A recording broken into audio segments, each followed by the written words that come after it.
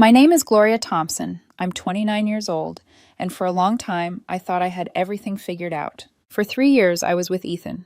When we first met, he was this whirlwind, spontaneous, unpredictable, and a little reckless, but so alive. I was the grounded one. I liked plans, lists, stability. I worked in finance, not because I loved crunching numbers, but because it was practical. It meant a future, a home, a life we could build together. While Ethan's friends hopped from one influencer dream to another, living on credit cards and wild schemes, I was laying down bricks, not just for myself, but for us. I wanted us to have something solid when the noise of their chaos faded. A year ago, I even turned down a major promotion.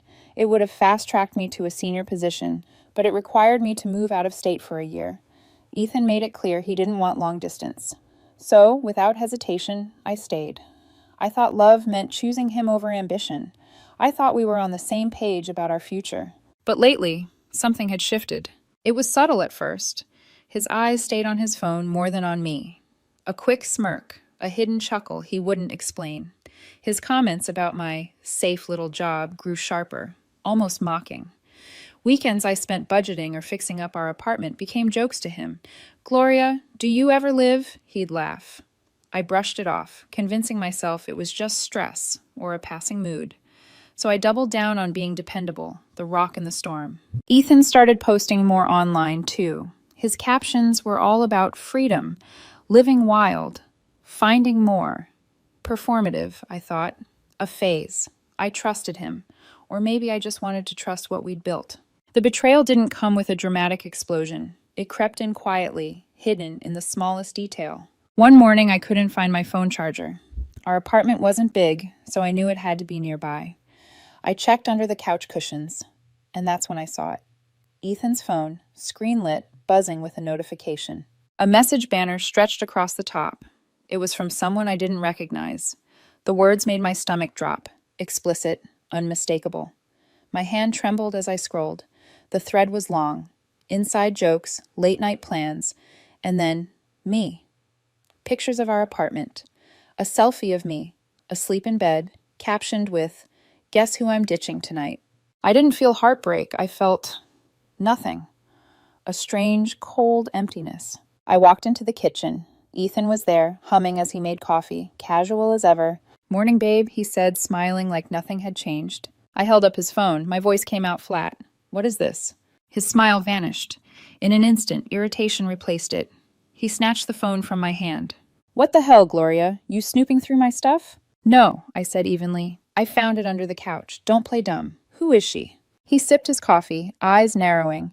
He didn't deny it, not even a flicker of guilt. Instead, he smirked. "You're overreacting. She's just a friend." I forced the words out, low and steady. "A friend who asks what you're doing to get rid of me?" The silence between us was sharp, like glass about to break. And for the first time, I realized just how far away Ethan already was. Ethan's smirk lingered, that condescending twist of his mouth I used to mistake for charm. He leaned against the counter, coffee mug in hand like we were discussing the weather. "Look, Gloria," he said finally, tone almost bored. "I'm not going to apologize for what I need, and what you're giving me isn't it." The words hit like stones. He wasn't shouting. He wasn't even angry. He was smug, certain. "You're safe," he went on, swirling the mug casually. "Predictable, stable. That might be someone's dream, but it's not mine. I want more. I want excitement. You? You're a mortgage before we even have a house, a steady job that keeps you chained. I don't want to be held back." I couldn't stop the bitter laugh that rose in my throat. "Held back? Ethan, I turned down a promotion, an entire career path for you. I stayed when I could have been halfway across the country chasing something bigger. I did that because I thought we were building something together." He rolled his eyes, dismissive. "And that's the problem. You think the finish line is a steady paycheck and a condo with beige walls. I'm not ready to play house. I want someone who's not afraid to live." The arrogance in his voice was unbearable. He wasn't just rejecting me, he was rewriting everything we'd shared, everything I'd sacrificed, as some kind of mistake. I didn't argue. I didn't plead. Somewhere inside me, something snapped, not with fury, but with clarity. His words no longer had the power to wound. I turned without another word and went to the bedroom. My duffel bag was still at the top of the closet, half buried under winter coats. I dragged it down, the zippers rasp louder than his voice behind me. "What are you doing?" he demanded, following me. His irritation was finally breaking into something less controlled. "Gloria, seriously, you're being dramatic." "I'm leaving," I said flatly, folding clothes into the bag. My voice didn't shake. My hands didn't falter. There was no fire left to fuel, just ice. "You're just gonna walk out?" He sounded almost incredulous, like the thought had never even crossed his mind. "After everything, you're just gonna give up?" I looked at him then. Really looked. His posture, his smirk, the mask of a boy who thought the world owed him more than it had given. And for the first time, I saw him clearly. "Yes," I said simply. The finality in my tone seemed to stun him more than any screaming match could have. I zipped the bag, slung it over my shoulder, and walked past him. The silence in the apartment was deafening, broken only by the sharp click of the front door lock behind me. Outside, the cool air hit my skin like a baptism. I felt no tears, no rage, just an eerie calm. That night, I crashed on my friend Marissa's couch. She didn't press for details. She handed me a blanket, made tea, and said nothing. The quiet was unbearable at first. For 3 years, I had been the anchor in a storm of Ethan's chaos. Without his whirlwind, the stillness felt foreign. But beneath the silence, something small flickered, something that felt like freedom. Within a week, I found a tiny studio apartment. It was barely more than a box with a stove, but when I closed the door behind me, it felt like a palace. It was mine. No shared chaos, no hidden phones under couches, just clean lines, fresh air, and solitude. I blocked Ethan's number, then his friends, then even his brother, anyone who could tether me back to him. Not out of anger, but out of necessity. I needed the line cut clean. The hardest part wasn't the pain, it was the quiet. But slowly, the quiet began to sound less like emptiness and more like peace. And then, through whispers and mutual friends, the news began to trickle in. Ethan wasn't just moving on. He was parading his new life with someone else. Lavish dinners, weekend trips, filtered smiles plastered all over social media. Captions like, "Finally free" and "Living my best life" screamed louder than his grin ever could. It was a performance, a stage play meant for me, for everyone we knew. He wanted the world to see he had upgraded. But performances never last forever. At first, I ignored it. The photos, the captions, the endless parade of adventure Ethan posted with his new girlfriend. Expensive restaurants, neon concerts, weekend trips to nowhere in particular, all filtered in gold and blue. I could almost hear his voice in every caption. "Look at me, Gloria. Look what you'll never have." It was curated, deliberate, like he was performing for an audience of one, and for a while, it worked. People we both knew commented with little hearts and clapping emojis.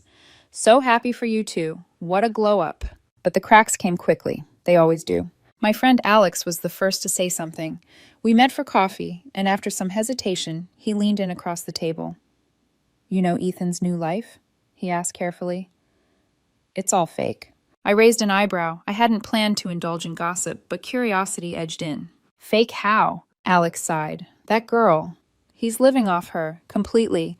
Rent, dinners, trips, all on her credit cards. Ethan doesn't have a real job. He's running the same half-baked crypto schemes he was pitching last year. You know how that ended." A bitter laugh escaped me before I could stop it. Of course. Ethan wasn't building a new life. He was draining someone else's. Weeks later, another voice chimed in. This time it was Lisa, a mutual friend who still followed him online. She sent me a string of texts late one night. "Gloria, you won't believe this. Ethan got caught cheating again. The girl he's with? She found out through another woman blasting him all over social media." I scrolled through screenshots Lisa forwarded. Posts of a furious woman exposing Ethan, his lies, his manipulations, his double life. It wasn't subtle. It wasn't private. It was public humiliation, the kind you can't clean up with pretty filters. And suddenly his feed changed. The bold captions stopped. The extravagant outings disappeared. The smiling photos dwindled. In their place, silence. Hesitant, vague posts with no likes, no fanfare. I could almost picture him, hunched over his phone, scrolling through comments, desperate for the validation that had once fueled him. Lisa messaged again. "He's a mess." Screaming matches with her in public. People are sick of it.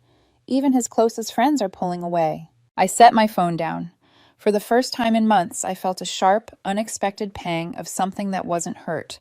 It wasn't satisfaction exactly, it was clarity. Ethan hadn't left me for a better life. He had left me for a disaster dressed as freedom. And that was when my own phone lit up. At first, I didn't recognize the number, just a short, desperate line. "Hey, it's me. Can we talk?" I stared at the message until it blurred. My phone's spam filter had tucked it into a separate folder, as if the universe itself wanted to shield me. I deleted it without replying. But Ethan wasn't done. More texts came, each more frantic than the last. Long apologies. Pleas for forgiveness. Rambling paragraphs about mistakes and lessons learned. One message read, "You were the only one who ever really cared about me. I miss what we had. Please, Gloria." I didn't answer, not a word. But as the days passed, the texts piled higher. His desperation seeped through every line. And slowly, the pressure spread. One evening, a message popped up from a number I did recognize, his brother's. "Gloria, please, he's not doing well. You're the only one he'll listen to." I scoffed out loud. The same brother who used to mock me for being boring, now begging for my help. Then came a message from his best friend. "She's in a dark place. Be the bigger person. Call him." The hypocrisy was suffocating. These were the same people who had laughed at his jokes at my expense, who had cheered him on as he flaunted his new adventure. Now they wanted me to clean up his mess. I blocked them all, one by one. I had cut the rope once. I wasn't about to tie it back around my neck. But deep down, I knew it was only a matter of time before Ethan's desperation stopped hiding behind screens and came clawing back into my life in person. The messages didn't stop. If anything, they multiplied, filling my spam folder like weeds, suffocating in their desperation.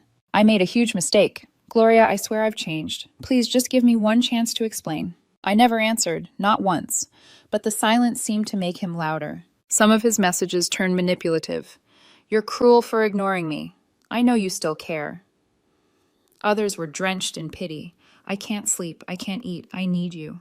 The man who once sneered at my boring stability was now clawing for scraps of the very life he'd thrown away. Then came the calls, not from Ethan, but from the people around him. His brother texted me again. "He's not okay, Gloria. You're the only one who can pull him out of this."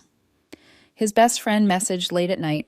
"She's learned her lesson. Be the bigger person. Please just call him." "She," I repeated bitterly when I read it. That slip of the tongue said it all. To them, Ethan's chaos was always someone else's problem to fix. He was always the tragic hero in their story, never the villain. But I remembered the words he threw at me in the kitchen. "I'm not going to apologize for what I need." He hadn't apologized then. He didn't regret what he'd done. He only regretted the consequences. I blocked every single one of them. His brother, his friends, every mutual connection. My phone grew quieter by the day until finally there was only silence again. It should have ended there, but I should have known Ethan wasn't capable of letting go without one last performance. A few weeks later, I had friends over to my new condo. We were piecing together furniture, half laughing, at the crooked bookshelf I insisted I could fix without directions. Music filled the room, warm and alive. It felt like the first time in years I could breathe without holding my chest tight. Then the doorbell rang. I thought it was the pizza delivery until I looked out the window. A car I knew too well sat at the curb, and standing in front of my building was Ethan. He looked nothing like the man I remembered. His hair was messy, unkempt. His clothes hung loose, no designer labels or flashy colors this time, just faded jeans and a tired hoodie. His shoulders slumped under an invisible weight. My stomach didn't twist. My heart didn't race. I didn't feel fear. What I felt was annoyance, like a fly buzzing in a room where I had finally found peace. When I stepped outside, he lit up, eyes wet, a trembling smile breaking across his face. "Gloria," he said softly, voice fraying at the edges. "Thank God. I had to see you. I had to tell you." I cut him off. "What are you doing here, Ethan?" His eyes darted to the laughter drifting from inside my apartment, then back to me. His lip trembled. "I'm so sorry. I was such an idiot. Everything I thought I wanted, it was a lie. She destroyed me. She cheated on me. She took my money. His voice cracked. "She said things no one should ever hear. I thought I was chasing freedom, but all I found was hell." Tears spilled over, running down his cheeks. His body shook with the performance of a broken man, and maybe, once upon a time, that would have been enough to pull me back. But standing there, I realized something chilling. It wasn't love that had brought him here. It wasn't even regret. It was hunger. Hunger for shelter, for safety, for the soft place he had burned to the ground. And I was no longer that place. Ethan's tears dripped into the collar of his hoodie.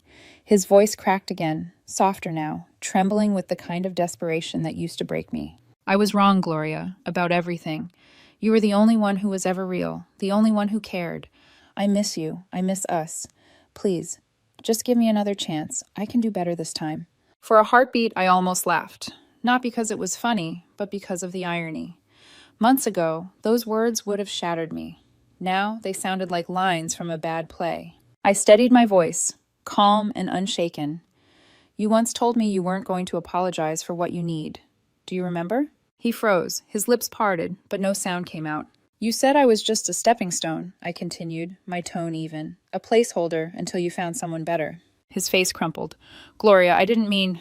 But you were right, I cut in. You were a stepping stone, but not the way you think. He blinked, confused, like the script he'd prepared had suddenly been ripped from his hands. You taught me that my worth isn't measured by what I can provide for someone else. You taught me the only person who can hold me back is me. I gestured toward the apartment behind me. The hum of voices, the sound of laughter spilling out into the night. I took the promotion. I bought this place. I built a life I'm proud of, without you. Ethan's expression shifted, panic cracking into anger. His tears dried into something sharper. So that's it? He hissed. After everything, you just slammed the door in my face? You think you're better than me now? I didn't flinch. I smiled. A real smile. I don't think about you at all. His face twisted. For a split second, the mask slipped, revealing the hollow man beneath, the one who needed to tear others down to feel whole. I stepped back toward the door. Goodbye, Ethan. The door closed behind me with a quiet click, not a slam. Final, definite. Inside, the warmth of my new life wrapped around me. My friends laughed at something in the living room. Someone handed me a slice of pizza. Music pulsed softly through the air. I didn't glance back at the window. I didn't need to. Ethan was outside, and I was home. The silence I once feared had transformed into a symphony.